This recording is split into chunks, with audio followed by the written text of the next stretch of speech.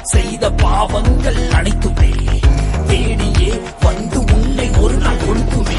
எளிய எளிய உயிரை ஒரு வழிய ஒருவன் எடுத்தால் நினைக்காத ஒரு நாள் உன்னை எவனோ ஒருவன் முடிப்பான். நேற்று செய்த தவறை நீ மேலும் மேலும் செய்தால் மேலே உள்ள அவனோ உன்னை கீழே மிதித்து கொள்வான்.